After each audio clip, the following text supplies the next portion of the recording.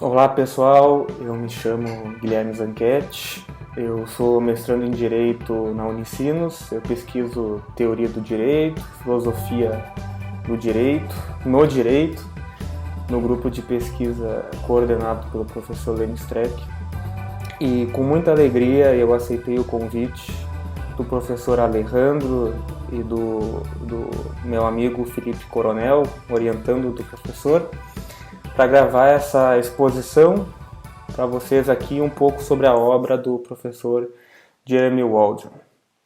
Como vocês devem ter percebido ao longo do semestre, a teoria jurídica é muitas vezes escanteada pelos profissionais do direito. Muitos confundem o positivismo com o legalismo, interpretação com ato de vontade, imaginam que Kelsen defendia o exegetismo, enfim.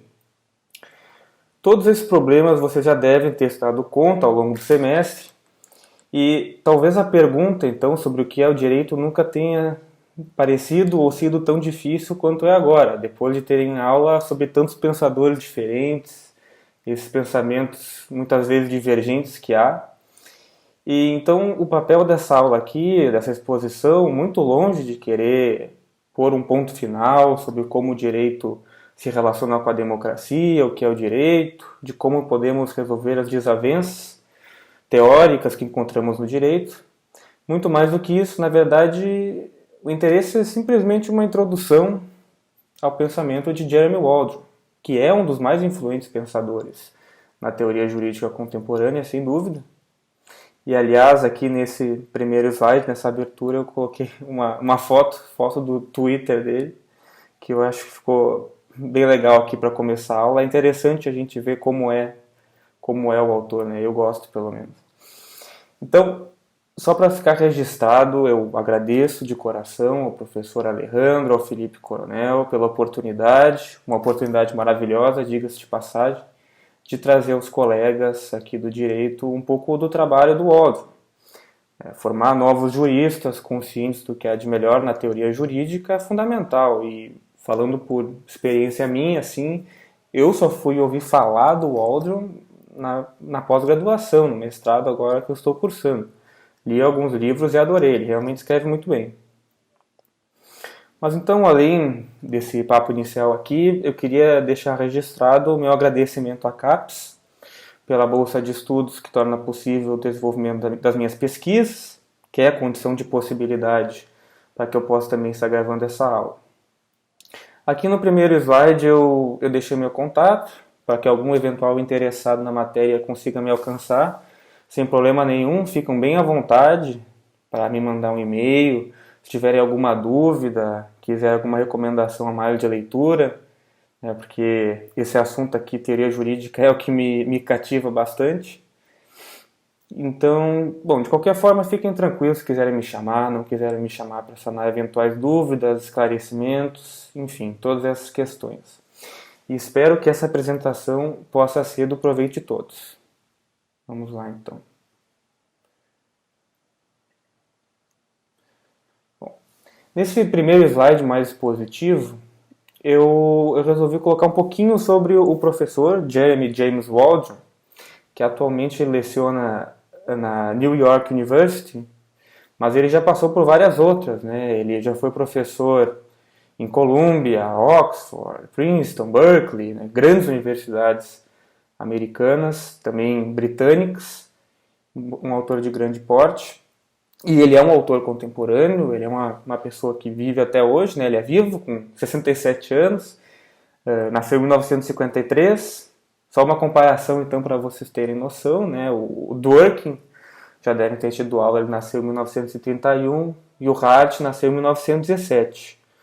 O Waldron, ele é um cara que já pesquisa há mais de 40 anos sobre os assuntos que envolvem teoria dos direitos, constitucionalismo, Estado de Direito, democracia, Judicial Review, né, que é revisão judicial, aquele controle judicial sobre atos do próprio Estado, enfim, controle de constitucionalidade. Ele também aborda propriedade, tortura, segurança, falta de moradia.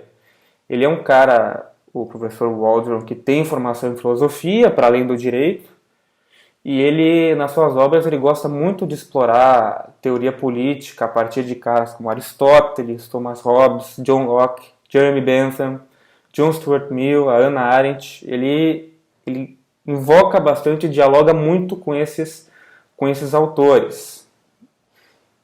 Então, ali no slide eu coloquei que ele tem interesse, eu botei 5 pontos ali, desde teoria do direito até judicial review, mas ele não é um cara que fica só nesse plano, digamos, mais abstrato. Ele também trabalha, por exemplo, tópicos mais concretos e até mesmo polêmicos. Ele trata sobre, na ciência política e jurídica, temas como propriedade privada, tortura, discurso de ódio, que ele, né, como autor mais dessa área, pensa que não deveria ser protegido pela primeira emenda dos Estados Unidos, né, até mesmo contrariando o pensamento da Suprema Corte. Ele também trabalha com dignidade humana, que inclusive sobre dignidade humana, se alguém tiver algum interesse, tem uma palestra dele no YouTube, até onde eu lembro, eu acho que eu vi esses tempos. Uma lecture bem interessante. Não sei se foi em Cambridge agora que ele apresentou. E eu também inseri aqui na lâmina, nesse primeiro slide, algumas obras importantes que o Waldron escreveu. Ali eu coloquei livros de destaque, porque efetivamente são livros, mas ele tem uma produção muito mais vasta do que isso, né? Inclusive é muito comum autores no meio americano, no meio britânico, eles escrevem muito a partir de artigos, né? Eles deliberam e debatem muito por meio dos artigos, e esses mesmos artigos, eles acabam muitas vezes se tornando livros, compêndios de artigos se tornam livros, coletâneas de artigos.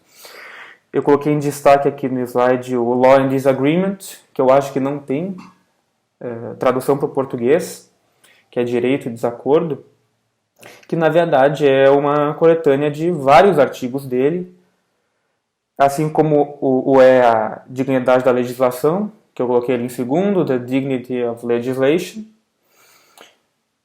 a teoria political theory também é, mas ele tem mais livros do que esse aqui. Eu botei mais em destaque esses aqui, até porque eu vou me pautar mais por esses livros na exposição.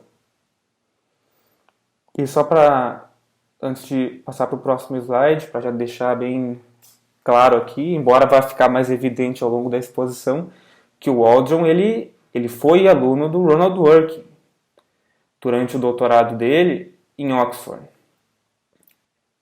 Bom, passando então para o próximo slide. Aqui eu vou fazer uma brevíssima exposição sobre 3 pontos centrais que vão nortear a minha fala, que é sobre, e também permeiam, obviamente, a obra do professor Waldron, que é a questão do legislativo, dos desacordos teóricos morais no direito e judicial review. Esses pontos são fundamentais e eu acho que para essa aula eles são os principais para ser abordados numa exposição inicial sobre Jeremy Waldron. Então, assim, em alguma medida, todos esses tópicos vão dialogar entre si e eles são mais ou menos assim divididos, como eu coloquei aqui, nesses 3 pontos, naquele livro que eu coloquei no destaque antes, que é o Law and Disagreement. Ele está mais ou menos separado assim, em 3 partes, uma mais concernente ao legislativo, legislature, né, ou legislatura, os desacordos e o judicial review. Os desacordos, para aqueles que estão mais ligados ou estudaram mais o Dworkin, já vão notar de cara que é uma influência fundamental que o Waldron recebeu do Ronald Dworkin, da obra dele. Entrando nesse primeiro ponto legislativo rapidamente, porque tudo eu vou retomar depois nos próximos slides, mas eu vou fazer um rápido resumo aqui. O Waldron ele acredita que o legislativo e a legislação têm uma má reputação na filosofia política e jurídica. Ele expressamente diz que ele não pretende enfrentar se essa pecha, se esse rótulo do legislativo, se ele é legítimo ou não é, do ponto de vista efetivo dos atores políticos, do passado, do presente, enfim.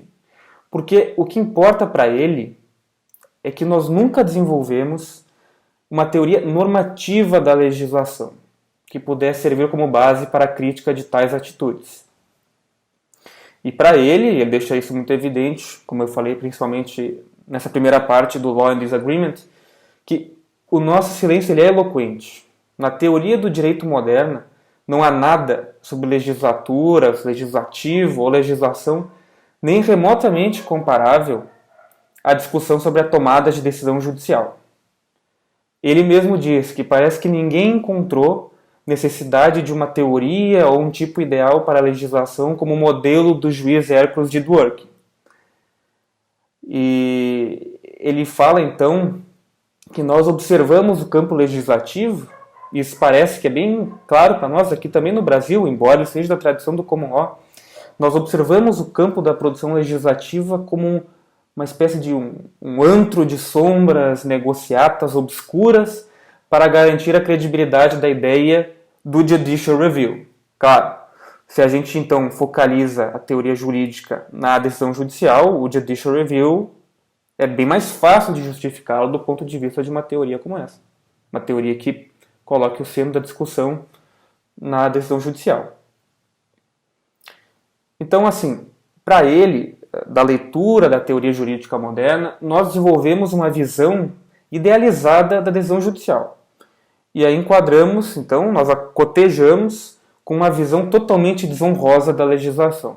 Como, então, a interpretação, a decisão judicial fosse realmente o cume, o topo daquilo que seria uma teoria sobre o direito, enquanto o legislativo é apenas aquilo que deve ser superado, então, por argumentos mais consistentes no campo da decisão judicial. Mas sem me prolongar muito aqui nisso, o Waldron, ele deseja que nós possamos ver a legislatura, ele fala legislature, né, mas acredito que a tradução melhor seja legislativo. Que nós vejamos o legislativo na sua melhor luz.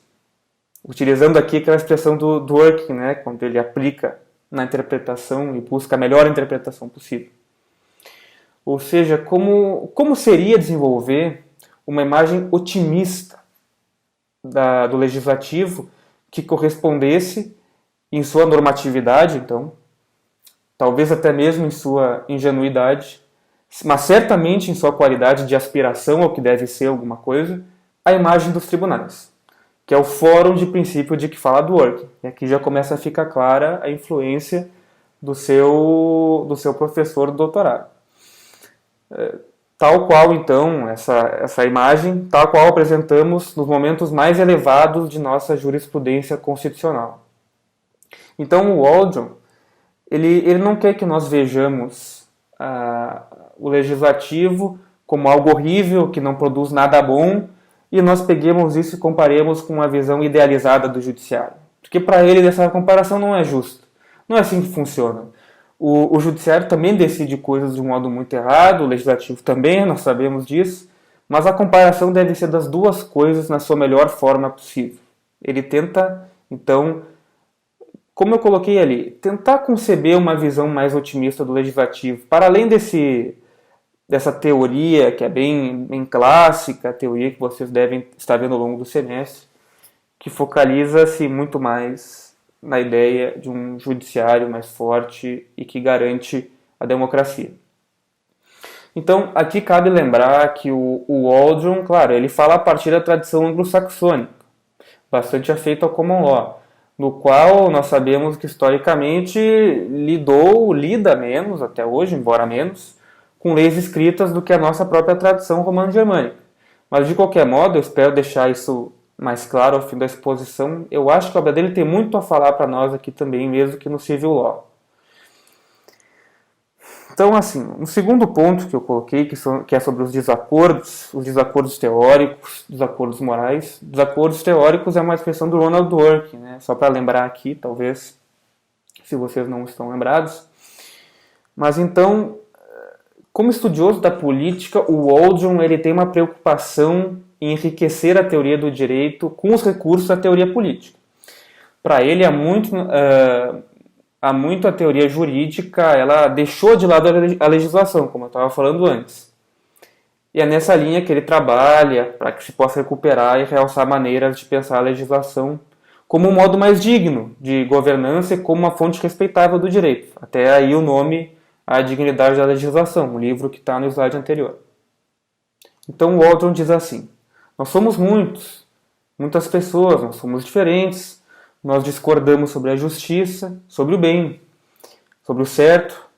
Nós não discordamos apenas sobre a existência de Deus e o sentido da vida, mas nós discordamos também sobre o que conta como termos justos de cooperação entre pessoas que discordam sobre a existência de Deus e o sentido da vida.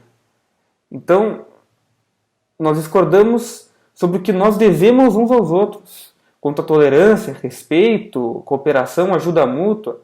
Liberais, progressistas discordam de conservadores, socialistas discordam de economistas do mercado, pragmatistas e utilitaristas discordam com aqueles que pensam que o objetivo do direito é equilibrar reivindicações de ordem, retribuição e mérito.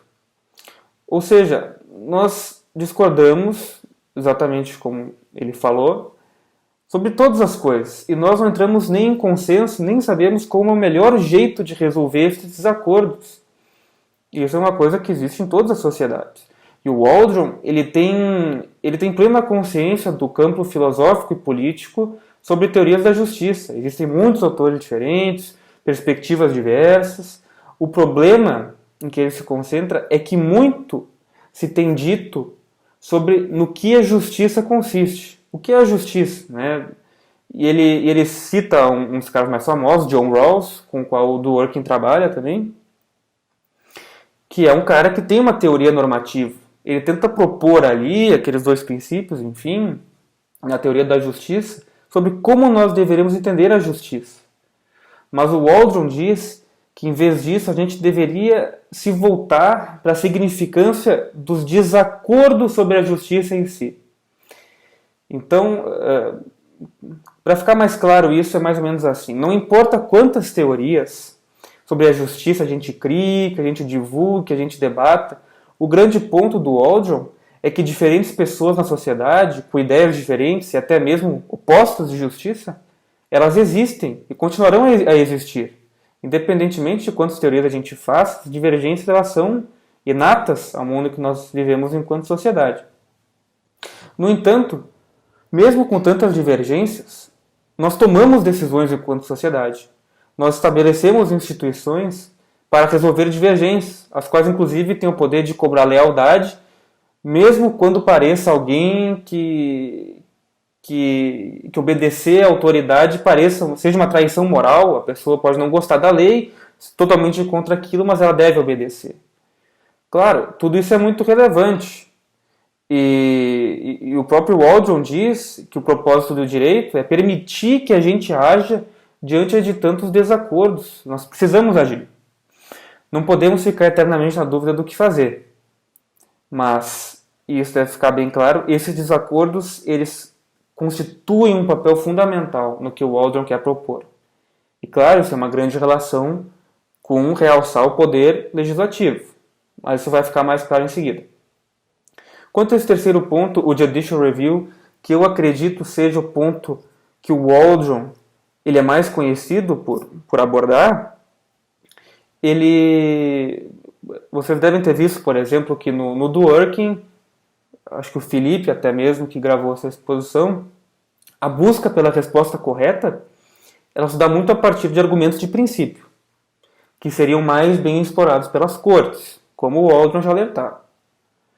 E o Waldron, contra isso, ele diz que isso não é tão democrático. Não é assim que as coisas devem se resolver em sociedade, pelo menos não as coisas que nos dividem, aquelas coisas mais polêmicas e que mexem com o cerne daquilo que nós somos enquanto sociedade. E vejam, e aqui eu tomo um exemplo do Waldron. No limite, no grau mais elevado de jurisdição, a decisão final, nós sabemos, ela é tomada a partir do cômputo de votos de juízes não eleitos. Muitas vezes eles discordam veementemente entre si. E não raro a gente encontra placares apertados em decisões sobre quaisquer tipos de casos. Sobretudo esses casos divisivos, como eu tinha falado. Basta pegar há pouco tempo a presunção da inocência. Os placares 6-5 no Brasil não são nada incomuns. E nos Estados Unidos os placares de 5-4, que é de onde o Waldron fala. Embora o Waldron seja da Nova Zelândia, ele trabalha em Nova York, como eu falei, e ele fala muito do direito americano e do direito inglês. Então, para o Waldron, isso tudo é bastante natural, que vai acontecer isso na corte. Afinal, esses desacordos não se limitam às pessoas, digamos, comuns, que não sejam juízes na sociedade. Os juízes mesmos na Suprema Corte, eles ficam com grandes dúvidas sobre que rumo dar determinado caso. Então, e esse é um argumento bastante waldroniano, se nós vamos contar cabeças até a última instância, até o STF, até a Suprema Corte Americana, sem muitas condições, digamos, epistemológicas de mostrar quem é que está efetivamente correto, que aquela resposta é verdadeira a partir de determinado método, então que contemos cabeças num espaço mais democrático, que é o legislativo. Eu dei aqui um panorama bastante geral sobre o que o Waldron pretende abordar, e agora eu vou entrar em cada um mais detalhadamente. Passando então para o próximo slide.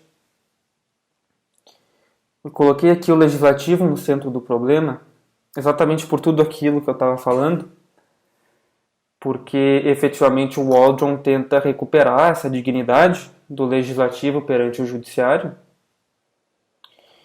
E, é claro, ele tenta demonstrar que as únicas estruturas que têm interessado aos filósofos do direito contemporâneo são essas do raciocínio judicial. Mas para ele, para que haja uma teoria do direito genuinamente democrática, é fundamental que a gente coloque a esfera legislativa no centro de tudo isso. E é por isso até que ele chama a ideia do que ele trabalha de Democratic Jurisprudence, que é a teoria do direito democrático. Ele tenta então se desvencilhar dessas amarras normativas de uma teoria da interpretação judicial. E claro, ele explica: todos nós sabemos que o legislativo é uma instituição adversarial que opera num contexto de desacordos cacofônicos, como eu estava falando anteriormente, mas isso é curioso. Logo que uma lei é promulgada, os intérpretes ali, no judiciário, advogados, enfim, eles logo passam a entender essa lei, que é produto de tanta divergência e tanta discórdia dentro do legislativo, como um produto representante de apenas um ponto de vista. Não é à toa que a gente busca a intenção do legislador, como se a gente pudesse procurar os propósitos e as intenções de um único indivíduo naquela multidão. Então, para o Waldron, isso é um problema. Em uma sociedade pluralista e com esses desacordos sem fim, o local em que a gente mais pode verificar o convívio e a disputa entre visões de mundo é exatamente o legislativo e não o judiciário. Então, o Waldron, ele propõe que a gente observe, por exemplo, esses grandes números que nós temos nas casas legislativas e os fatores da diversidade que eles comportam e dos desacordos que lá estão como centrais para a filosofia da legislação. Não é à toa que, em dado artigo, o Waldron começa assim: nos Estados Unidos, a Suprema Corte tem 9 membros. O braço executivo do governo americano é chefiado por um homem, o presidente, que trabalha com cerca de 20 pessoas e o vice no seu gabinete. E as duas casas do Congresso americano têm ao todo 535 membros. No Reino Unido, o legislativo passa dos 2.000 membros. Essa diferença entre o tamanho do legislativo, o tamanho do executivo e do judiciário, ela se repete em quase todos os países do mundo. Claro, o Waldron tenta pegar essa experiência que é evidentemente prática de como as coisas acontecem e de como a representação é efetivamente realizada nas mais diversas democracias para provocar, para mostrar que, porque todo esse debate que é legítimo, é plural, ele vai desaguar num ambiente bem mais aristocrático que é o judiciário. O Waldron vai para longe dessas teorias clássicas, principalmente John Austin, Thomas Hobbes, que eu coloquei ali no slide, vocês podem ver, são as duas figuras de cima ali. Ele vai longe da teoria desses caras, em que haveria um soberano que poria o direito a partir de uma visão própria. A sociedade atual que nós vivemos, e o Waldron faz questão de frisar, ela convive com legisladores que sequer estão de acordo com relação aos princípios mais básicos da justiça. Claro, não tem como nós buscarmos assim um ponto fundamental em que haja essa convergência de valores e ideais. As pessoas discutem sobre tudo. E isso reflete de modo muito mais fidedigno as controvérsias sociais. Então, colocar o legislativo no centro do problema jurídico e eu não falo aqui em legislação, cara, legislação também, mas o legislativo principalmente como locus fundamental do debate, é um ponto importantíssimo para que essa discussão democrática seja resgatada. Porque ela é a instituição democrática por excelência, afinal de contas. Mas além de tudo isso, deve ficar evidente que o Waldron argumenta que ele não quer aprofundar estudos empíricos sobre o legislativo. Ele não quer analisar, por exemplo, qual é o comportamento dos políticos e coligações em determinadas situações, em situações excepcionais, coronavírus. Não é efetivamente isso que ele está preocupado. Antes de tudo isso que eu falei, essa análise mais empiricista, o trabalho dele é normativo, no sentido de que é importante investigar o legislativo enquanto um tomador de decisões políticas por princípio. Se o Dworkin defendia que o judiciário tomava as decisões por princípio, o Waldron ele quer que nós tenhamos também uma teoria normativa que proponha isso. Porque até então não foi muito bem explorado pela nossa teoria jurídica. Vocês devem ter percebido ao longo desse semestre. E eu coloquei esses 3 autores aqui, né, desde o John Ossie ali em cima, no meio Jeremy Bentham, até ali embaixo o Herbert Hart, que é um positivista, um dos maiores do século XX. O Waldron ele diz que as teorias positivistas em geral, como desses 3 caras, elas preocupam-se muito com a proveniência do direito, com a autoridade que coloca, que positiva o direito. Mas eles ignoram totalmente as outras características dessas autoridades. Para eles, tanto faz se veio de uma única mente, né? Lembremos aqui de John Austin, que tinha a ideia de um soberano. Tanto faz se veio de uma única mente ou de um monte de pessoas que se reuniram e divergiram até encontrar algum chão em comum. Então, para o Waldron, na verdade, essa omissão, essa falta de raciocínio em cima desse ponto, do que constitui efetivamente o soberano e como a decisão é tomada por esse soberano, que não é um único indivíduo, podem ser vários, ele diz que isso é muito perigoso de nós imaginarmos que seja uma ideia neutra, do ponto de vista institucional, como se tanto fizesse se a gente vai ter um soberano ou se vai ter um legislativo como nós temos com representantes hoje em dia. Na verdade, para nós, hoje em dia, e essa é uma defesa normativa dele, deveria ser importante que a decisão sobre leis seja deliberativa, porque isso faz toda a diferença para questões de legitimidade democrática. Então, assim, só para retomar elementos que talvez sejam mais ou menos evidentes assim, sobre a deliberação legislativa, mas que são importantes de serem ditos, que eu digo o seguinte: para o Waldron, não é à toa que nós buscamos ser governados por muitas pessoas em vez de apenas uma ou poucas pessoas, porque, como eu vinha dizendo, a legitimidade democrática é um dos valores mais comumente associados com o legislativo atual. E não há dúvida, por exemplo, que um presidente também tem legitimidade democrática, embora seja uma pessoa só representando ali o executivo, por exemplo. Mas ele argumenta que, historicamente, nós preferimos uma forma de representação na elaboração de leis que corresponda, pelo menos em parte, à pluralidade das vozes na sociedade. Então, nesse slide aqui, explorando um pouco os elementos que eu coloquei, que a deliberação legislativa representa. Ponto 1.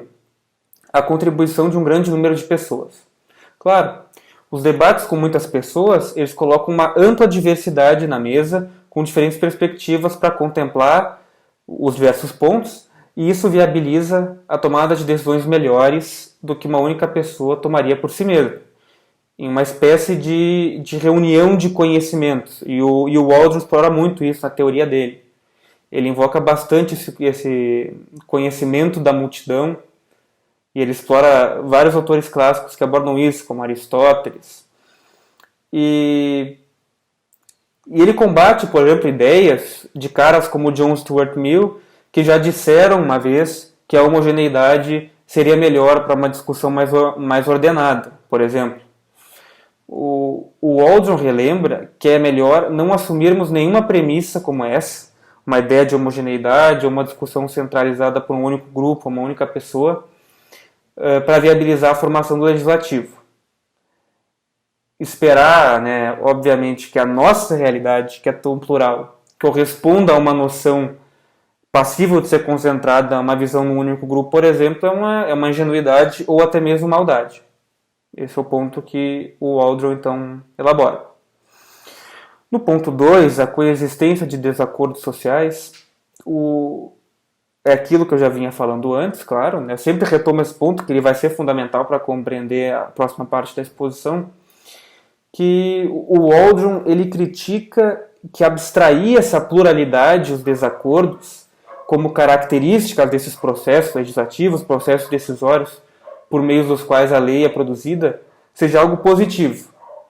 Como se a gente pudesse suprimir que o modo de formação da lei fosse tão plural e divergente como efetivamente é. E aqui ele até mesmo critica, por exemplo, teorias de democracia deliberativa, em que os teóricos dizem que a ideia da democracia seria buscar uma espécie de middle ground, né? de um terreno médio em que as pessoas chegariam e concordariam, entrariam em consenso.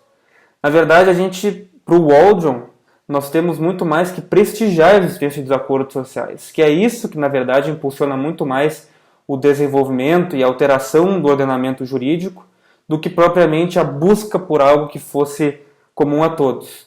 Na verdade, para ele, é isso que define o nosso legislativo e nossa própria condição de seres enquanto seres sociais.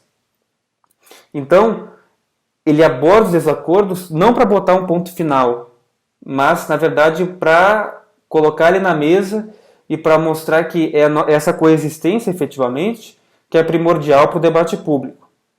E toda tentativa de supressão ou diminuição da sua relevância é atentar contra toda essa ideia, essa construção histórica que nós temos de conhecimento político e social, e a própria ideia da intersubjetividade e o conhecimento, principalmente no direito, como um conhecimento que é argumentativo.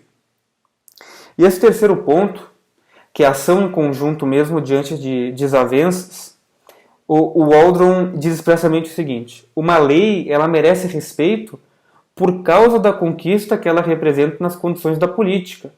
Ela é uma ação em concerto diante dos desacordos. E isso é uma grande coisa para a humanidade. É difícil agir em conjunto. E quando nós conseguimos, isso é algo digno de respeito. É algo que não pode simplesmente ser afastado por uma visão, muitas vezes, aristocrática do judiciário. E, então, a decisão por maioria, que é a regra no legislativo, ela respeita os indivíduos votantes. Ela respeita as suas diferenças de opinião sobre justiça e o bem comum.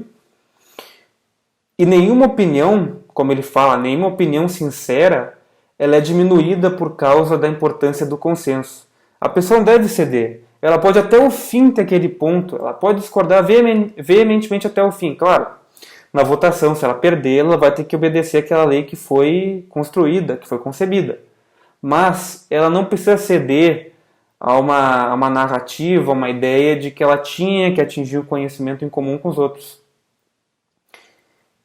E aliás, como o Waldron bem coloca, é mais perigoso do que fingir que uma opinião contrária não existe, é tratá-la como insignificante em uma deliberação respeitável, ao assumi-la como ignorante, preconceituosa, autointeressada ou baseada em contemplação insuficiente da realidade moral. Então, o legislativo ele tem esse poder. O legislador, cada um dos legisladores, representantes, ele tem a sua opinião respeitada. Pode ser opinião que a gente discorde de modo absoluto, que nunca vai dar certo, qualquer que seja, mas a pessoa não tem que abrir mão daquilo. Ela pode perder na votação, claro, sem problemas, mas ela pode defender o seu ponto de vista. Então, Claro, de tudo isso sobre o legislativo, antes de eu avançar para a parte mais dos desacordos propriamente dito, o Waldron ele tem um grande apreço por essa decisão majoritária que encontramos no legislativo. Né? Se alguns têm essa grande mágoa, esse grande problema, o pé atrás com relação a uma ideia de decisão por maioria, o Waldron não. O Waldron ele acha que o meio de resolução majoritário ele não só resolve a dificuldade, que é essa circunstância sobre as desavenças, sobre justo, moral, correto, todas as circunstâncias que elas acarretam, mas o faz com um espírito respeitoso. Ao mesmo tempo, então, que é adotada essa ideia da decisão majoritária de uma autoridade limitadora que consiste no fato de que os problemas que ela nos permite resolver são problemas que nos são importantes e cativantes. As pessoas vão lá, elas vão decidir, elas vão ter o direito de participação, que para o Waldron é fundamental, elas vão ter voz, e isso vai ser computado em alguma medida, né? Que seja naquela parte que perto da votação, que seja lá para se manifestar nas tribunas do Congresso. Isso tem importância, e para o Waldron isso tem uma importância fundamental na democracia. Passando então mais para a ideia dos desacordos morais. Então, introduzindo, antes de eu efetivamente ir mais a fundo na teoria do Waldron, que é a parte um pouquinho mais complicada que vem depois. Eu busquei então, no primeiro momento, mostrar rapidamente por que o Waldron se interessa por uma teoria normativa sobre o legislativo.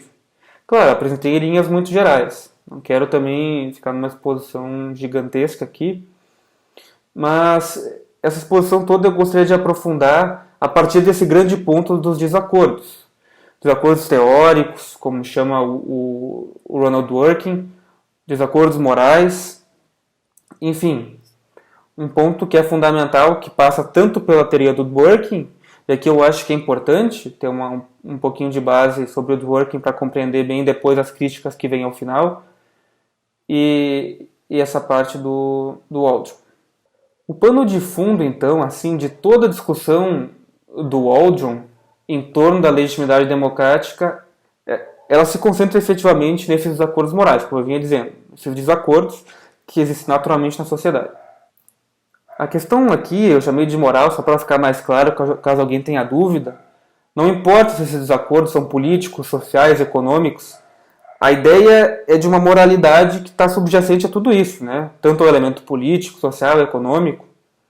E a ideia, além de tudo isso, que há inúmeras concepções do bem em sociedades cada vez mais fragmentadas. Nós todos já vemos isso hoje em dia, ainda mais com rede social por aí, para o bem e para o mal. As pessoas elas convivem mutuamente, nós estamos condenados condenados é uma palavra forte, né? Mas nós vivemos em sociedade por sermos seres que são naturais. Não, vamos voltar.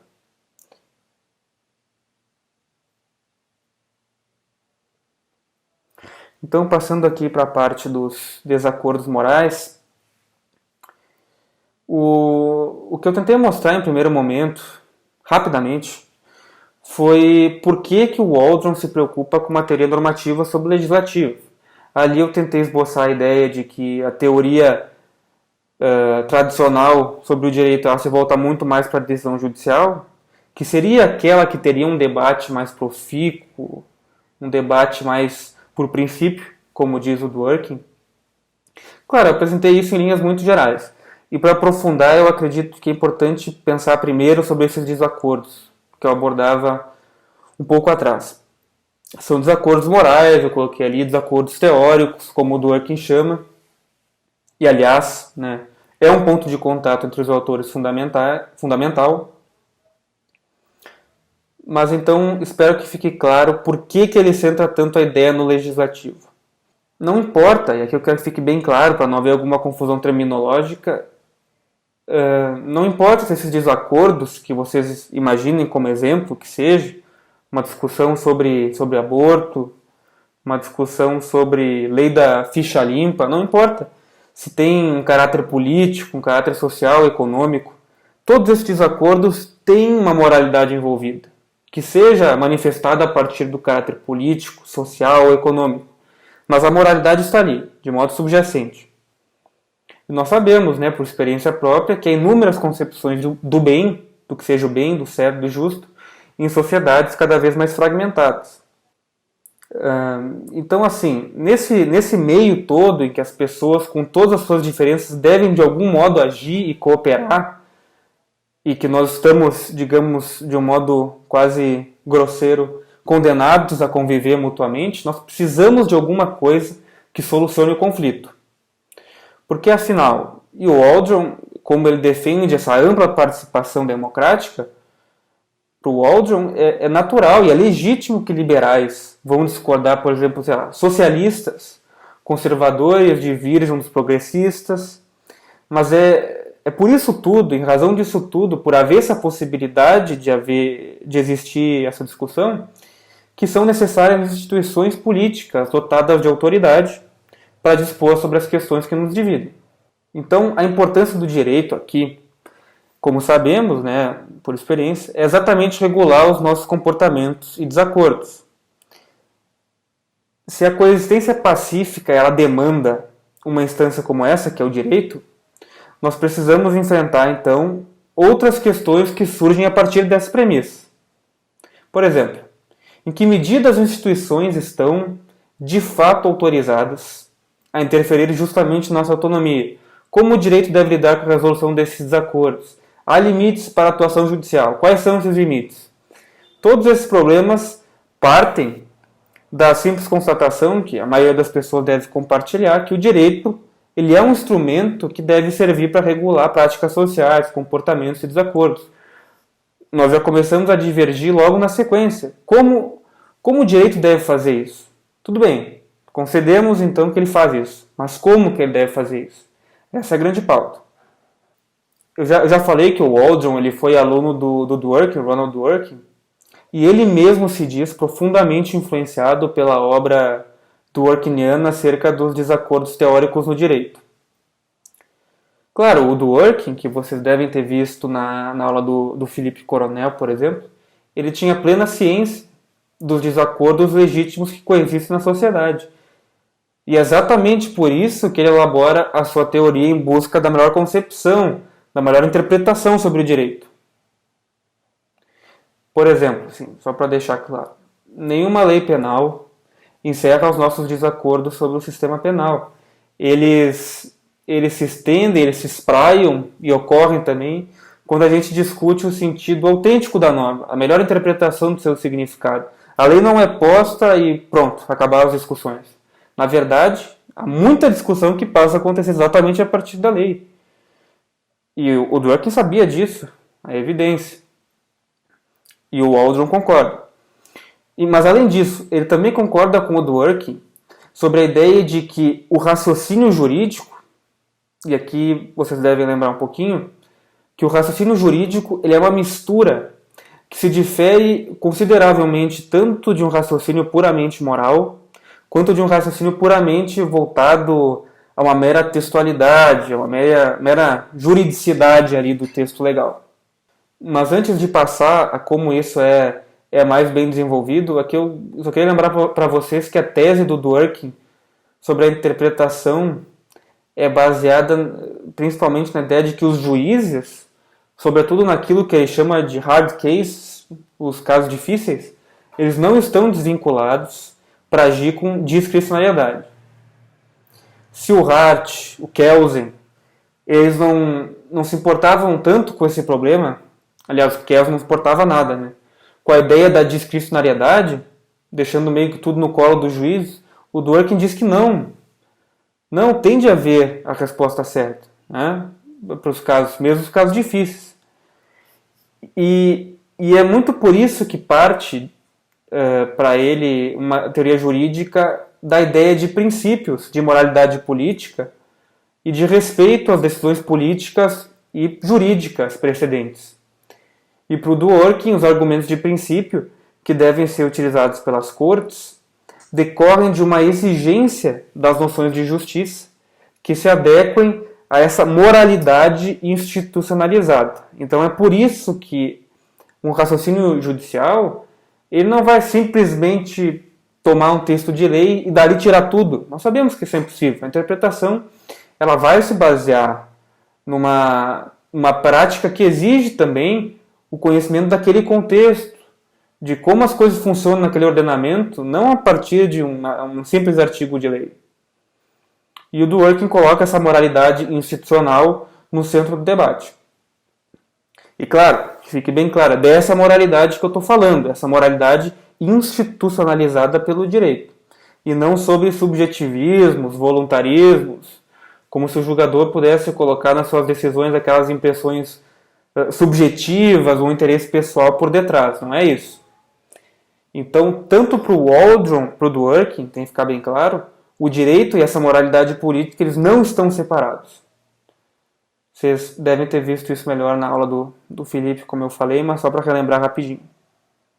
A ideia aqui que eu articulei até agora de abordar um pouco da ideia de o legislativo no centro da teoria normativa sobre o direito e as implicações que os desacordos teóricos morais acarretam, eu queria agora começar a explicar em que medida, em que terreno aqui o Waldron começa a se desvencilhar ou fugir um pouco da teoria do Dworkin nesse campo. Porque, assim, embora ele tenha sido bastante influenciado pela ideia dos desacordos morais, e o Waldron entenda também que as questões de princípio devem nortear a interpretação sobre o direito, eles divergem, como ele deve ter ficado claro, sobre o locus para a solução dos desacordos. E olhem só, para o Waldron, esses desacordos eles são tão profundos a ponto de que nós discordamos acerca dessas questões de princípio. Não só discordamos sobre o que seja justiça, por exemplo, mas também sobre os próprios critérios que devemos analisar para um conceito de justiça, ou até mesmo, indo mais longe, os critérios dos critérios do conceito de justiça. Então, embora seja possível, de qualquer modo, que a gente pudesse, que a gente possa alcançar respostas corretas sobre princípios, examinando a conjuntura normativa, jurídico-política de dada comunidade, e o Waldron, ele acredita que as respostas corretas existam. Ele acredita que a gente possa construir um caminho.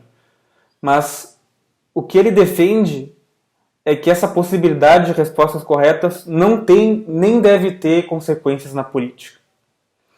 Então aqui já fica bem evidente o ponto que ele diverge do Dworkin. E uma elucidação, só para ficar mais evidente, como eu coloquei também a irrelevância da objetividade moral ali. Essa objetividade da moral, de que fala o Waldron, é aquela ideia, principalmente da teoria filosófica, de que a gente possa fazer juízo de verdadeiro ou falso sobre questões morais. Por exemplo, é objetivamente certo ou errado o aborto do ponto de vista moral? Isso é uma pergunta. Por exemplo, os filósofos que defendem que a gente possa chegar numa resposta correta sobre o aborto, por exemplo, como diz o Waldron, são chamados de realistas morais. O que, só para ficar claro, não tem a ver com o realismo jurídico. Né? O realismo jurídico é aquela outra teoria mais voltada a uma ideia mais empirista, mais o que os tribunais decidem. Então, o realismo moral, ele é a tese que propõe existirem verdades morais objetivas e falsidades morais objetivas, em alguma medida. E o Waldron diz que, no entanto, tudo isso, mesmo que haja toda essa construção possível de ser feita no campo da moral, isso é relevante para sustentar o argumento em favor de procedimentos majoritários, que são procedimentos que respeitam os desacordos naturalmente existentes na sociedade. Isso não significa que o Waldron negue a verdade ou seja um relativista. Como eu falei, ele acredita que possa haver uma verdade moral. Mas não existe, isso é um ponto essencial, não existe uma metodologia compartilhada por nós, como eu falei mais no começo, que nos permita provar a todos qual seria essa resposta. Então, os desacordos morais e essas grandes desavenças fundamentais sobre critérios que todos nós compartilhamos, ou seja, uma questão que nós podemos dizer que é intratável a partir de um método específico. E esse é o ponto fundamental. o realismo moral, que é a crença em verdades objetivas morais, fracassa em estabelecer conexões entre a ideia de objetividade e a existência desses procedimentos que resolvam esses desacordos. E isso é uma defesa do Waldron. Longe das ciências exatas, por exemplo, em que é um método ao qual podemos recorrer para explicar desacordos empíricos científicos, no caso moral não há nada disso. E, aliás, não há nada sequer remotamente comparável, como fala o Waldron.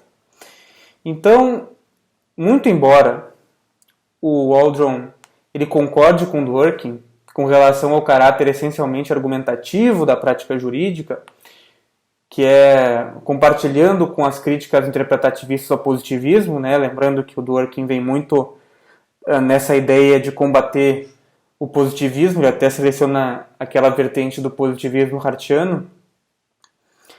O Waldron, nós podemos dizer assim, que ele não é tão otimista quanto ao ideal da integridade. Então, até ali no slide eu coloquei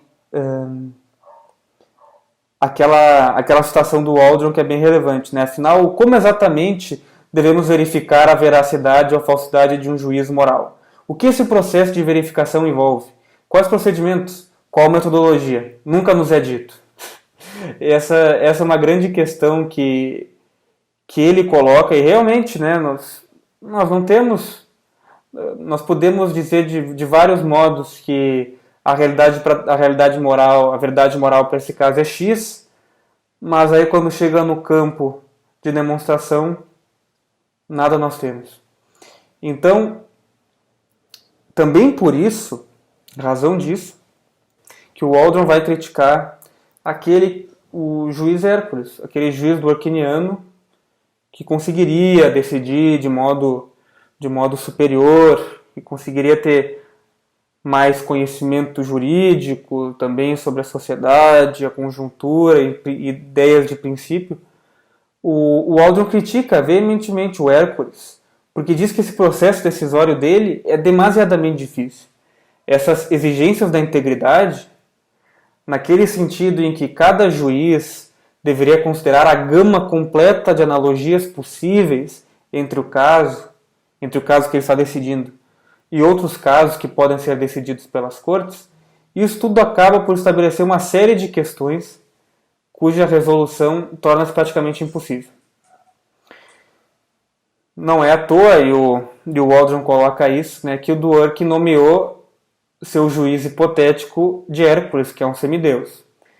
E seguindo então nessa linha da crescente complexidade dessas questões que envolvem a integridade, que lembrando aqui é uma ideia muito própria do Dworkin, que insiste que reivindicações jurídicas são juízos interpretativos sobre a prática jurídica atual, só relembrando, em uma espécie de narrativa que se desdobra.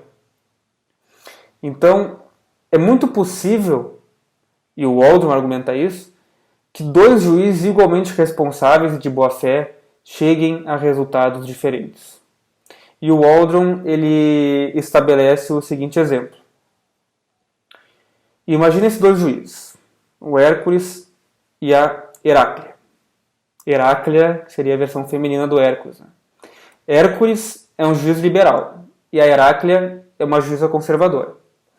Mesmo que ambos adotem a integridade como sua concepção, como aquele norte, e sigam os passos prescritos para essa integridade, obedecendo às exigências, longe de arbitrariedades, ainda assim os casos similares podem ter respostas diferentes. E para o Waldron isso é plenamente possível.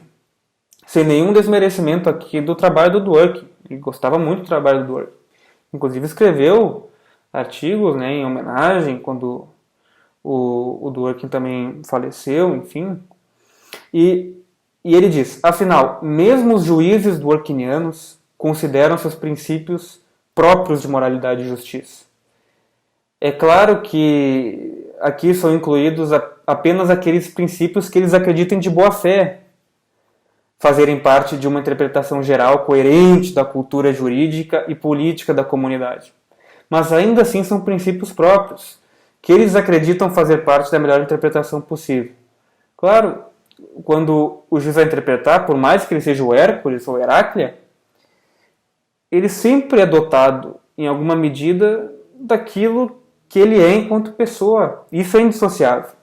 Ele pode tentar estabelecer melhor interpretação, mas para o Waldron, isso de a pessoa ser conservadora ou liberal, ao fim e ao cabo, isso vai pesar e vai fazer diferença. E é por isso que haverá duas respostas diferentes, mesmo com o ideal da integridade. Então, o Waldron estabelece essa crítica ao Dworkin a partir dessa irrelevância da objetividade moral, porque muito mais importante do que isso, de a gente buscar um método que talvez seja quase impossível de alcançar para atingir a objetividade moral, é importante que nós respeitemos o modo de resolução dos desacordos em sociedade. E o modo democrático no legislativo, como eu frisava antes, ele é um método que respeita a todos, que podem ter voz, mesmo que percam. As pessoas podem ali dizer o que elas entendem de boa fé sobre aquele ponto. Então a crítica ao juiz Hércules, como um aprofundamento desses problemas dos desacordos morais, é um reflexo de toda essa ideia de que os desacordos existem em todos os pontos da nossa compreensão interpretativa. Elas não vão simplesmente parar em dado momento e atingir e nos capacitar a atingir uma verdade específica e objetiva sobre aquele ponto. Então essas críticas elas andam junto. Passando aqui então para o próximo slide, mais para pontos específicos no desenrolar dessa teoria do Waldron, deve ter ficado claro então que o Waldron ele é pessimista com relação ao atingimento das verdades morais. E isso evidentemente vai ter reflexo na ideia de democracia, como eu tentei mostrar até aqui. Para ele, deve ser compreendido que a democracia está efetivamente amparada, escorada, numa inescapabilidade desses desacordos sobre os fundamentos jurídicos, que não são uma exceção, uma patologia ou uma disfuncionalidade, mas eles são um aspecto que realmente constitui a própria prática jurídica.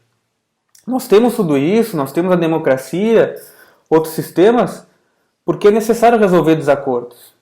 E a democracia é essa que mais valoriza a pluralidade de visões. Então, nós não temos, para a resolução dos desacordos, nenhuma metodologia compartilhada para alcançar uma verdade objetiva. Então, vai ser bem por isso que o Waldron, diante desse panorama todo, que ele vai discordar do Dworkin com relação à ideia de que a democracia deva estar necessariamente associada a uma concepção de direitos reforçados pelo Poder Judiciário. Ambos, tanto o Waldron quanto o Dworkin, eles concordam que a teoria jurídica pode e deve ser liberal-democrática, mas eles discordam sobre a melhor interpretação da ideia de democracia, claro. Se o Dworkin diz assim, que a democracia liberal ela transcende noções que envolvam apenas um ideal meramente majoritário, de modo que os direitos individuais, lembra aqui, eles funcionam como trumps, não presidente, como trumps, contra argumentos que podem carregar um viés utilitarista, instrumental, como ele disse que seria o caso, por exemplo, da tomada de decisão legislativa. Para o Dworkin, em questões sensíveis, questões raciais, sexuais, os legisladores estão sujeitos a pressões às quais juízes não estão. Isso é fundamental para o Dworkin. De modo que nós teríamos boas razões para supormos que juízes estão mais propensos a chegar em conclusões sensatas sobre o direito. É essa palavra que ele usa. Claro, um processo majoritário ele pode subordinar, pode subjugar importantes questões de princípio. O Dworkin, como a gente sabe, ele é um defensor do Judicial Review. Um cidadão, enquanto agente moral, ele é por vezes melhor protegido se os mecanismos de decisão não são, em última instância, majoritários. O Judicial Review ele é uma prática democrática, então, que responde a essas insuficiências do majoritarianismo, essa regra majoritária, retirando algumas discussões do campo de batalha da política e as levando ao fórum, que seria o fórum de princípios, né, até esse jogo. Ou seja, ao fim e ao cabo, a decisão no campo judicial ela seria uma garantia contra a tirania da maioria. Para o Waldron, como a gente já sabe até aqui, é inegável que as pessoas discordam sobre justiça e sobre direitos. Na medida em que esses desacordos sejam razoáveis, sensatos e de boa fé, essa circunstância leva o Waldron a sustentar que a última palavra em decisões sobre direitos não deve caber a juízes. Por quê? Se há desacordo sobre direitos em sociedade, esses mesmos direitos sobre os quais pairam os desacordos não podem ser trunfos sobre procedimentos majoritários. São procedimentos políticos que devem determinar os direitos jurídicos, que esses procedimentos decisórios não podem pressupor, como é o caso da ideia dos direitos como trunfos, que já decidimos entre nós mesmos que tipo de direitos temos e em que consiste fundamentalmente a ideia abstrata de justiça. E nesse ponto, assim, o Waldron ele pode ser considerado mais otimista que o Dworkin com relação ao princípio majoritário, porque as importantes decisões sobre questões que nos dividem, as questões mais polêmicas, devem ser tomadas, é melhor que seja num ambiente institucional mais aberto, mais explícita e intencionalmente aberto do que são as cortes, que é, na verdade, o legislativo.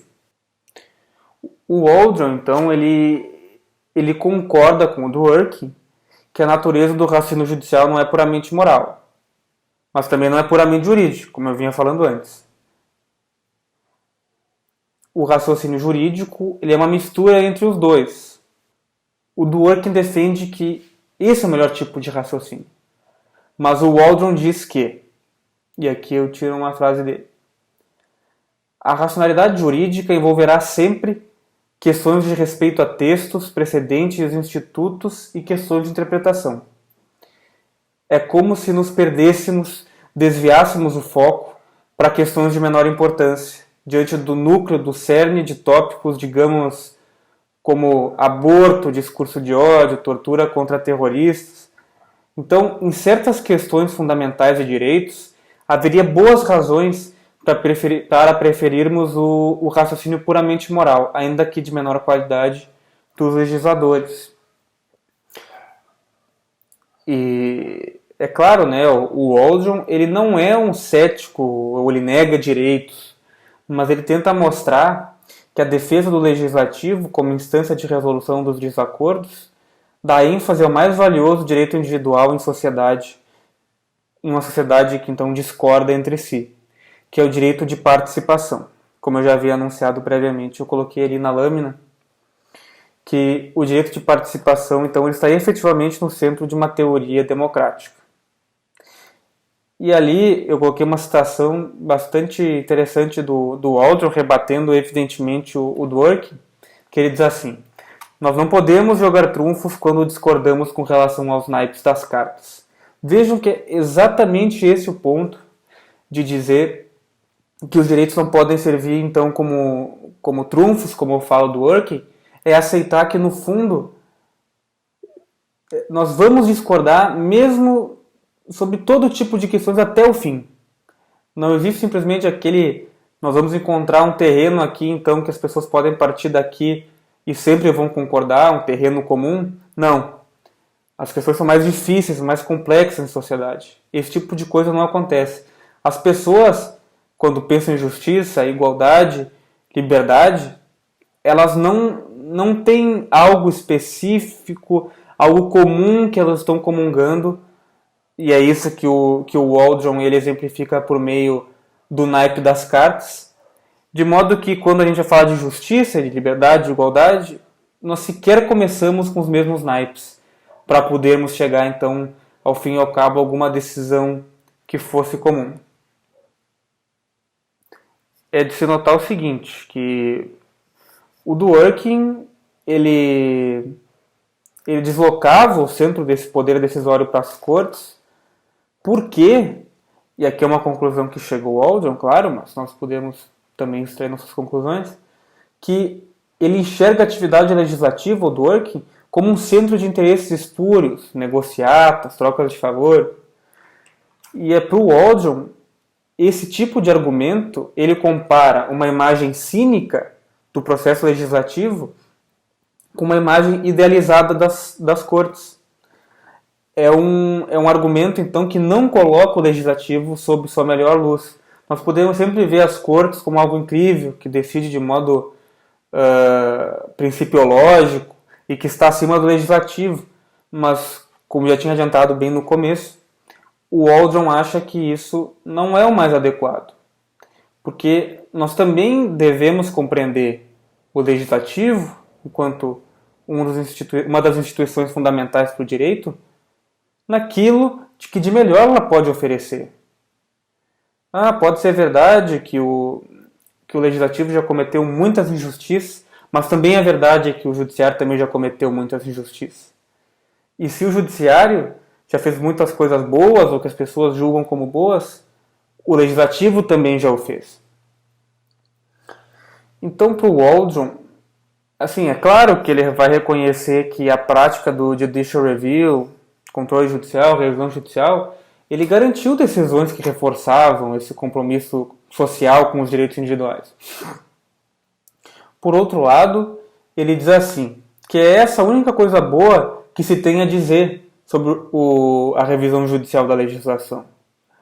Um modo de decisão para ele que é inapropriado a uma sociedade livre e democrática. Então, ele elenca 2 pontos contra o judicial review. Sendo o primeiro, 2 problemas, como eu coloquei ali no slide. Sendo o primeiro, que esse tipo de processo ele não garante ou atrai a atenção dos cidadãos ao que realmente importa nas questões sobre as quais elas discordam. O judicial review envolve muitas questões sobre interpretação judicial, respeito ao afastamento de precedentes, o que foge do desacordo moral propriamente dito. Então, o que ele quer dizer é que, no fundo, o judicial review, os juízes vão acabar ficando muito em cima daquilo que diz a lei, daquilo que já foi dito, porque, claro, em tese eles têm que manter aquela ideia, aquela narrativa, até mesmo como o Dworkin fala, eles têm que garantir essa coerência. Mas isso, para o Waldron, no fim das contas, acaba desviando o foco. Por que a gente vai ficar falando de aborto, então, a partir de um texto, por exemplo, no caso americano, que foi escrito há mais de 200 anos, que não falava nada sobre aborto, e a gente tentar extrair uma ideia a partir daquilo, sem realmente focalizar o debate em questões atuais, questões contemporâneas, sobre uma sociedade que discorda aqui e agora, e não há 200 anos. E o ponto 2 é que é politicamente legítimo o judicial review, porque ele tira o peso do voto dos cidadãos, desses cidadãos ordinários, cidadãos que participam do legislativo e da produção legislativa. E também retira peso dos princípios de representação e equanimidade política, porque privilegia o voto igualmente majoritário de um pequeno número de juízes não eleitos. Então a gente sai de um campo em que as pessoas são eleitas, deliberam em nome de eleitores e representantes fazem isso para defender aquele e esse interesse da sua base. Nós saímos disso para então chegar num campo em que os juízes vão decidir, em princípio, de modo melhor, como o Dworkin acha, mas eles vão decidir ao fim e ao cabo contando cabeça, e muitas vezes é 5-4, é 6-5. Então, mas uma coisa deve ficar clara aqui, só para não deixar muita dúvida, é que o Waldron está se insurgindo contra uma ideia de strong judicial review, uma revisão judicial, um controle judicial forte, no sentido daquele em que as cortes teriam autoridade de abster-se de aplicar ou de fixar a não aplicação de um estatuto ou diretriz legislativa. É aquela ideia de simplesmente julgar que aquela lei é inconstitucional e que não vai mais aplicar. Literalmente afastar a lei. Então, ele não se opõe a um, digamos, weak judicial review, uma revisão fraca, por meio do qual as cortes emitem uma espécie de, por exemplo, declaração de incompatibilidade de determinada lei, sem ter essa prerrogativa de deixar de aplicá-la, como acontece no Reino Unido, por exemplo. em que, quando há essa declaração de incompatibilidade, isso vai para o parlamento, e um processo legislativo visando a remediar, analisar essa incompatibilidade vai ser examinado. É por essa linha que o Waldron critica o Judicial Review. E ele vai além. Ele fala que essas críticas todas que ele está fazendo, elas serão válidas em uma sociedade com... E aqui ele elenca 4 pontos para a sociedade em que ele acha que é mais aplicável essas ideias democráticas que ele está colocando.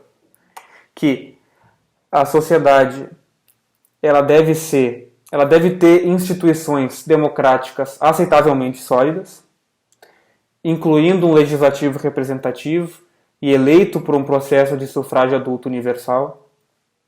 2. Uma série de instituições judiciárias igualmente sólidas, formadas de forma não representativa e aptas a solucionar conflitos e garantir o império da lei. 3. O comprometimento da maioria dos membros da sociedade com a ideia de direitos individuais e direitos de minorias. E 4. Desacordos persistentes, substantivos e de boa-fé, com relação ao significado e às implicações desses direitos.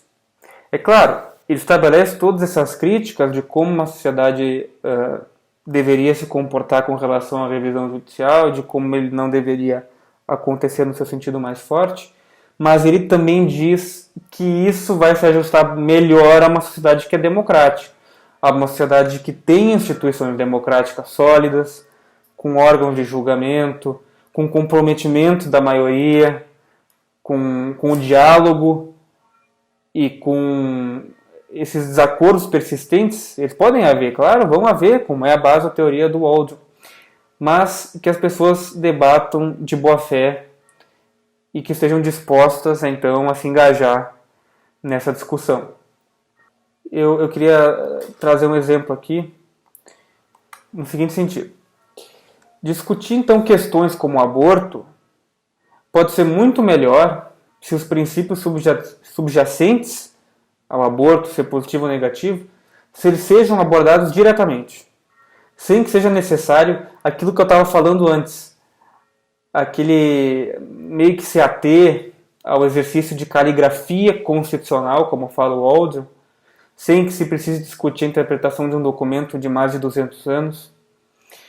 Então, a discussão da pena de morte, por exemplo, também, ela pode ser muito mais acertada se abordar direta e extensivamente questões sobre política criminal, princípios morais substantivos, sem que se precise discutir a leitura e a interpretação correta de uma cláusula constitucional que proíbe penas cruéis. Então vejam que o Waldron está colocando todas essas discussões, que são fundamentais na nossa sociedade, diretamente no colo das pessoas que devem debater e devem discutir sobre isso.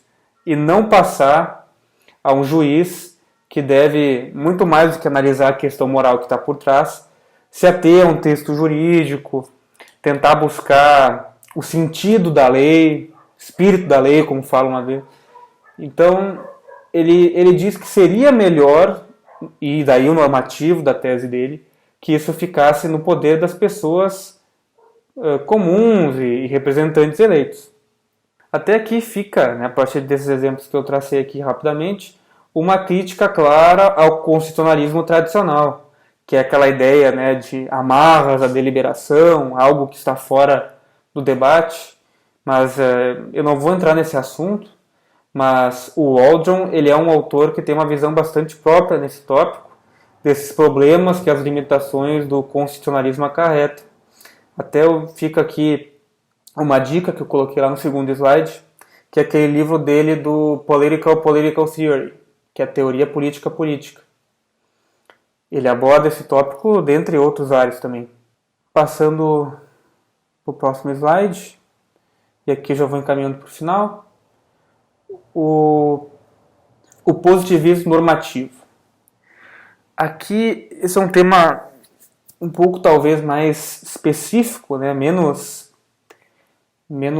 amplo do que a ideia de democracia, de judicial review, dos acordos morais, mas é um ponto importante, porque o positivismo ele é um fenômeno complexo, ele é um fenômeno que conjuga diversos autores com pontos de vista diferentes, o positivismo do Kelsen, do Hart, positivismo inclusivista, exclusivo.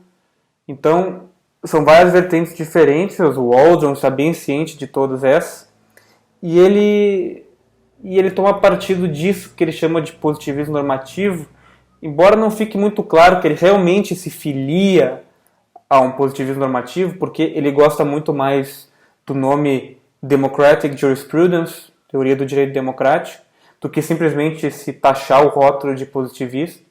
Isso deve ficar bem claro.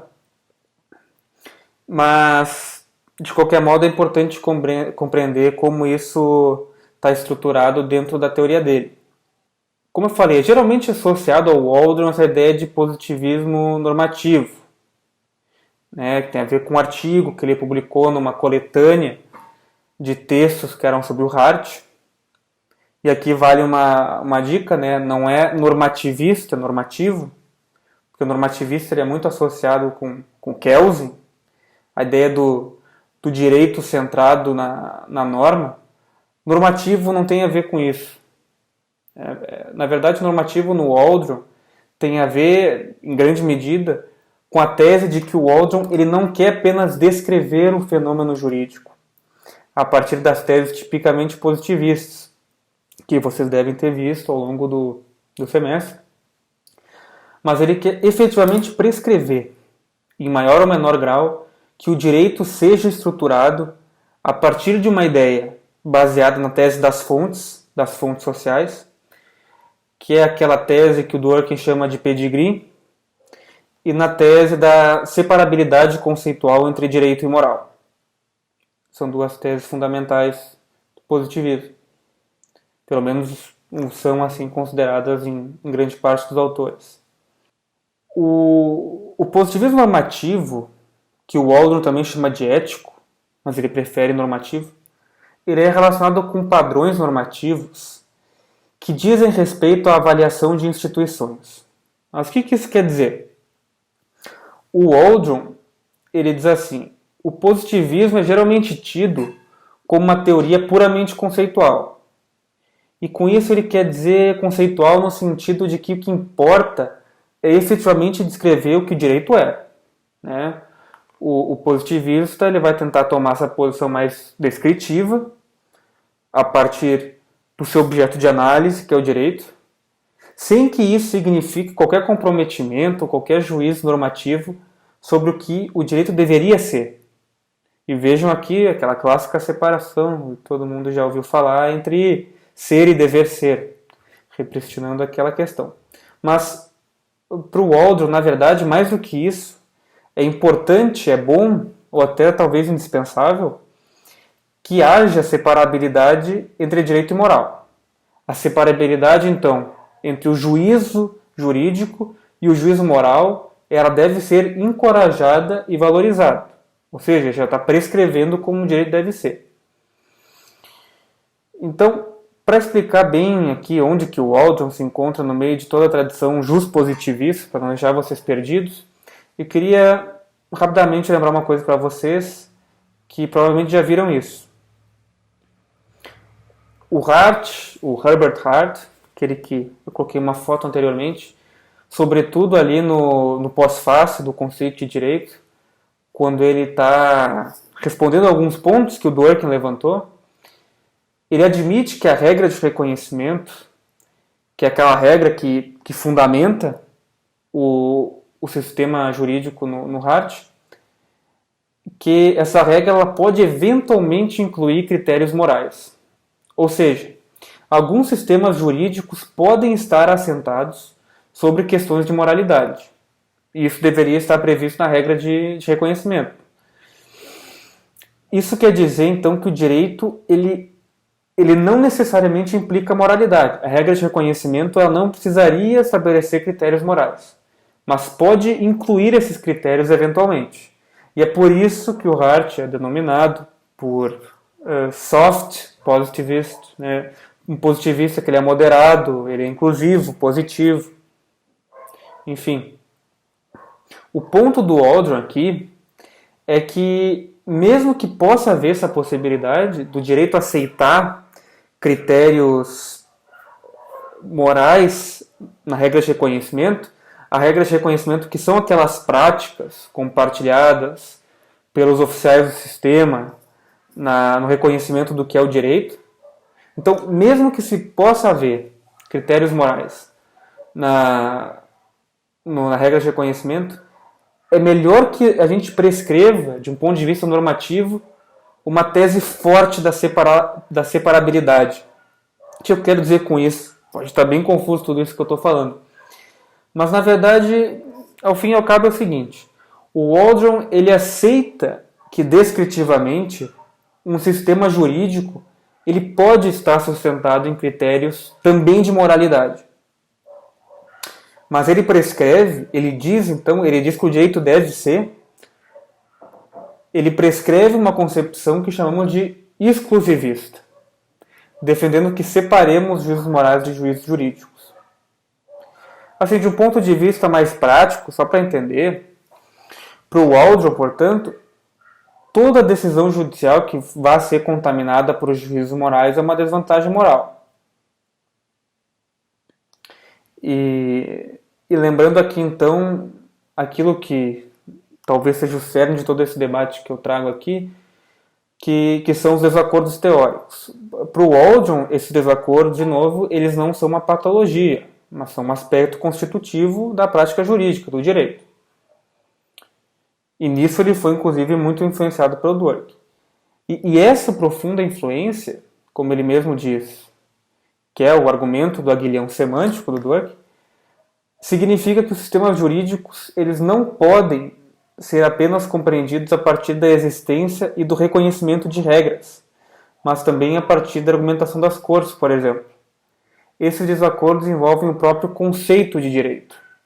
E o Waldron frisa que, quando começamos a descrever o que o direito é, já estamos em uma dimensão avaliativa. Nós já estamos, como ele diz, dignificando o direito com um certo caráter. Para ele, a descrição que o positivismo prega já caminha em conjunto com o juízo normativo. Ou seja, toda vez que nós examinamos e tentamos descrever como o direito funciona, como ele existe em determinada sociedade, por exemplo, o direito tem instituições como tribunais que funcionam para julgar casos, aplicar o direito, questões como essa. Toda vez que nós descrevemos como isso, o direito, já está embutida uma avaliação do que ele deveria ser. Quando nós falamos assim, não, o direito ele é assim porque nós vemos em toda parte que ele tem tribunais, tem legislativos, mas em alguma medida, quando a gente seleciona essas instituições para dizer que elas são fundamentais ao conceito de direito, nós já estamos também interpretando como o direito deveria ser. Então, para ficar fixado aqui e não perder tanto tempo aqui nesse ponto, que ele é importante, enfim, mas sei que é um ponto mais técnico, talvez, mais específico dessa exposição, o Waldron ele vai aceitar que a descrição, então, essa possibilidade de direito estar fundamentado numa regra de reconhecimento com prescrições morais. O direito pode ter elementos morais na regra de reconhecimento, só que ele vai dizer, de um ponto de vista exclusivista, ou seja, ele aceita uma descrição inclusivista, mas ele prega uma visão exclusivista, como se fosse melhor para o direito, nós o entendemos sem a ideia da moral. Bom, a partir desses pontos, eu trago rapidinho a crítica que o Waldron faz ao que ele denomina de casual positivism, ou positivismo casual, que é uma ideia, eu acho, que talvez já tenha sido explorada nas aulas aqui por vocês, que é algo que o Waldron ele percebeu nas teorias modernas positivistas, e claro, também em função de toda essa problemática que ele traz, em focalizar apenas no judiciário, a teoria do direito, ele diz que as modernas teorias positivistas são muito complacentes com relação aos requisitos mínimos para que o sistema jurídico possa se qualificar enquanto tal. O Waldron ele rejeita aquela ideia de que qualquer sistema estruturado, centralizado, com prescrições e proibições, possa ser direito. Isso é um positivismo casual, simplesmente aceitar que, havendo uma elite que identifique qual é o direito, como juízes, por exemplo, e havendo prescrições e proibições postas por uma autoridade, isso simplesmente não pode ser direito. Isso é positivismo casual. E aqui ele até cita os exemplos, né, que o positivismo, esse tipo de positivismo poderia tranquilamente enquadrar sistemas autoritários como o do Kim Jong-il lá na Coreia do Norte e o do Saddam Hussein no Iraque, anos atrás, como sistemas jurídicos. Então, para o Waldron, como ele é um positivista normativo, ele defende uma ideia normativa, ele está prescrevendo como o direito deve ser, claro que o direito não pode ser tão complacente com esse tipo de coisa. A teoria para o Waldron, do Waldron é democrática, ela não é uma teoria qualquer. Então, assim, em alguma medida o Waldron, e aqui ele pega um pouco dos pressupostos de um autor justnaturalista famoso, que é um Lon Fuller, ele diz que o direito ele deve estar relacionado com a observância de alguns princípios que são sua condição de possibilidade. Princípios de legalidade. Daí que ele bate tanto na tecla da união entre direito e império da lei. Ele elabora aquela lista de requisitos mínimos de um sistema jurídico, que eu coloquei ali, a partir dessa ideia normativa do que deve ser o direito, e ele dita o seguinte, bastante rapidamente aqui para finalizar. Nenhum sistema pode ser jurídico se não tiver cortes, que são instituições que aplicam as normas e diretivas que sejam estabelecidas em nome da comunidade política, e sobretudo que o fazem por meio de procedimentos formais, que permitem a participação, a argumentação de todos os envolvidos. Um sistema jurídico deve ser baseado em normas gerais e públicas. As normas devem ser estabelecidas em nome de toda a sociedade, por meio de procedimentos rigidamente estruturados. Então, um sistema baseado em decretos ad hoc, por exemplo, algum ditador que simplesmente baixe decretos todo dia de acordo com seu bel prazer, não é um sistema jurídico.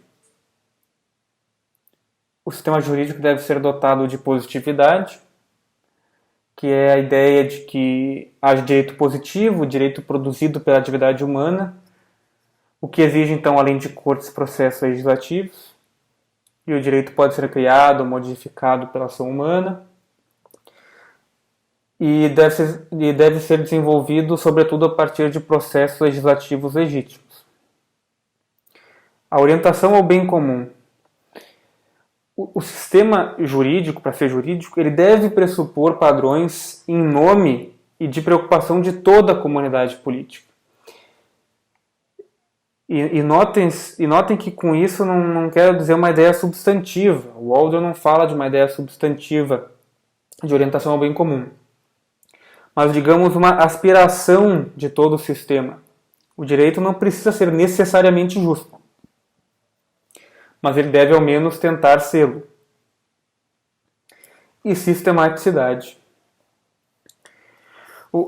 A sistematicidade do sistema jurídico vem da ideia de que o sistema não é apenas uma sucessão de normas autônomas e independentes entre si que não fazem sentido. No direito não há, digamos, como ele fala, ano zero. O direito não é um amontoado de comandos, ele não é nem um sistema apenas em sentido institucional, mas ele é num sentido que tem a ver com uma lógica, uma coerência e até mesmo com uma integridade, como fala o Waldron Hospital do Work. Embora isso seja algo difícil de definir em termos simples, a ideia é mais ou menos que o direito se desenvolva com normas que respeitem o ambiente jurídico em que operam. Ao conceber uma lei, por exemplo, o legislativo não deve apenas adicionar leis a um amontoado de comandos separados, mas a um corpus iuris que seja coerente. Então, todos esses elementos que eu abordei têm muito a ver com a proposta democrática que o Waldron trata na sua obra, e ele tem grandes méritos em tentar sair desse emaranhado positivista em direção a um caminho que se preocupa muito mais com essas consequências do positivismo meramente descritivo do que qualquer outra coisa, porque é importante que nós quando nós nos engajamos no debate jurídico, e o Waldron faz questão de ressaltar isso, nós não podemos simplesmente ficar descrevendo como se nosso discurso fosse algo neutro e alheio aos nossos contextos, aos nossos desacordos morais que nos movem. E além de tudo isso, claro, o Waldron tem uma obra bem maior do que isso que eu passei aqui. Ele explica muito melhor do que eu nos livros dele. E ele também aborda, como eu falei rapidamente bem no começo, ele aborda temas mais específicos, né? Aqueles como propriedade privada. Ele trata de temas mais espinhosos como desemprego. Ele aborda bastante questões de teoria jurídica, essa filosofia do direito, que foi o que eu tentei passar mais aqui, acho que muito em razão do conteúdo da disciplina. Então, eram esses os pontos que eu queria tratar com vocês. Espero que eu tenha conseguido passar um pouco da importância do Jeremy Waldron para a teoria do direito contemporânea. Mas mais do que isso, espero que tenha sido uma exposição agradável, que tenha ao menos cativado vocês um pouco. Então, eu vou deixar aqui no próximo slide referências que utilizei, assim como algumas outras, embora certamente elas não esgotem tudo que o Waldron escreveu. Se lá no segundo slide eu coloquei livros que ele escreveu, aqui eu coloquei artigos. São 7 artigos, 7 ótimos artigos. Realmente acreditem, eu acho, pelo menos bastante, que o Waldron escreve muito bem. Vale a pena ser lido, ele tem um toque de ironia na escrita dele. E eu também deixo aqui perguntas para a reflexão, que me foi pedido que elaborasse a partir da exposição. Espero que sejam bastante proveitosos para a experiência de vocês. Muito obrigado, gente, pela atenção. Até a próxima.